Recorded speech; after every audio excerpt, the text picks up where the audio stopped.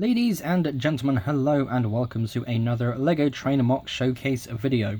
This is for the TLR custom class of locomotives, and this is a 440 vintage, and I mean a proper vintage tank engine.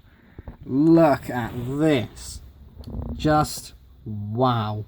This was not planned at all, but I'm so happy that it did happen. So the original plan was to have a tank engine where the cab would go over the whole, the roof would go over the whole cab.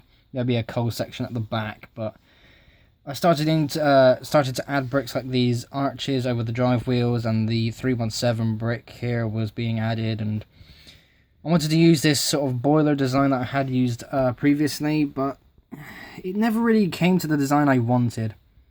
So I thought, sod it, let's try something new, and this happened, and just yes, yes, it looks so good. This has to be the best looking tank engine I've ever built. It has to be, right? Very tall though, I mean, my goodness. Especially at the cab section, but that is understandable because the cab is sitting on top of the drive wheels, so it's naturally going to be a lot higher. We'll get to that in good time though. As always, excuse me, we need to start at the front. And this is going to be a bit of an interesting video. The torch is on, but almost all of the bricks used to build this are black bricks. So if there is a section at all during this video where you can't see any bricks, do let me know and I will try and help you in describing what this looks like and how you could potentially use that build idea in trains of your own. So for a proper vintage look, we have the cow catcher, which I think is quite a nice piece, not something I don't use too often. But on this train, I think it looks pretty good. I've also got these old style black wheels. I think these are 12 volts. I think that's where they originate from. I found a few on a shop that only had these two. I thought, you know what, let's buy them, use them up, why not? There's a chance to use something new, and because they're black, I could use them on a very specific design. Not quite what I was going for, but it worked. Oh, pardon me. We have a fairly tall funnel, nothing, too tall, but it's a nice height where it matches the theme and it also doesn't stick out too much. We have a small lamp in front of the funnel as well, something that was on the same as my White Medallion version 2.0, which was a vintage style locomotive as well. So a design like that I think is good to keep consistent across engines of this theme. The front of the boiler is very thin. It is a 4-stud wide boiler and just, about fits the face of the boiler too. It's a very interesting design, very small one. It is something I think I tried on a... what did I use this for? I definitely remember trying this on something else. But ultimately it never worked because, obviously, it's being used here. But what did I use it for? I can't really remember. I'll have to look back, but it was definitely a failed attempt. Coming along now to... hang on, let me just move the train forward. There we go, let's just do it properly. Yeah. So now we come to the back half of the boiler, which is much wider. And it has the dome section there, and also the whistles, which I think is a very interesting way of adding whistles to a steam engine. So, hang on. Got it. There we are. So it's one of these, added sideways, with 2 golden tiles on top. And that is added to one of these side stud bricks there. That was an interesting idea, which I added after this was completed. After seeing that black brick, I thought, let's give that a go. I actually have an idea for the whistles. And yeah, it just fell in place and it worked. So yeah, very pleased that actually does work. It's very smooth, fits in place. I've also got these sort of handrail pieces, just, to add some more details to it.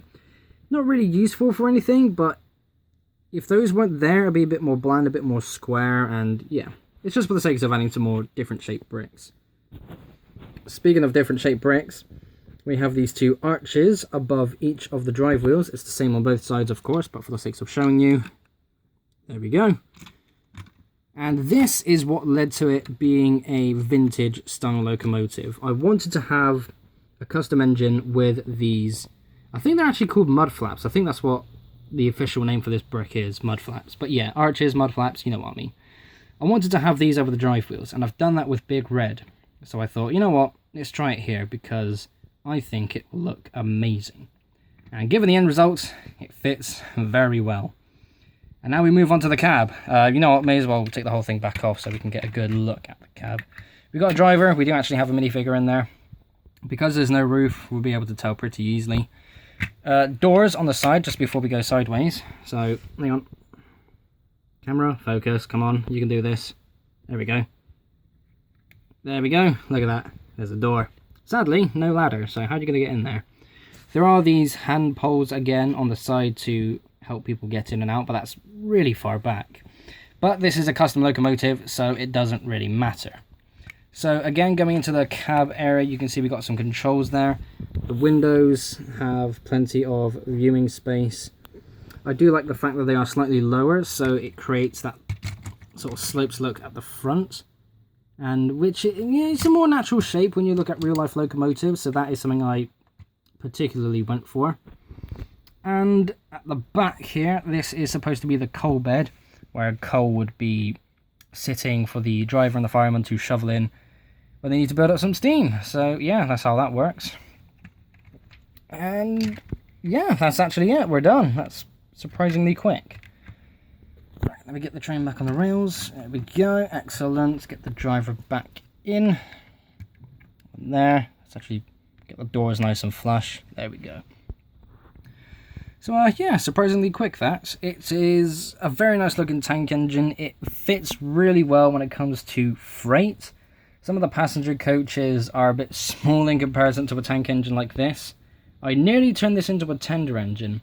That was the key thing. I got rid of this bed area, coal bed area, and was going to put a tender here. I was going to build it to be fairly small, kind of use these wheels instead of them being there.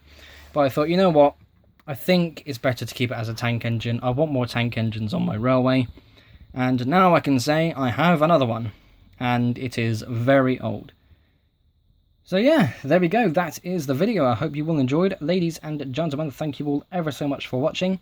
Be sure to like and subscribe if you haven't already. I will see you all in the next episode.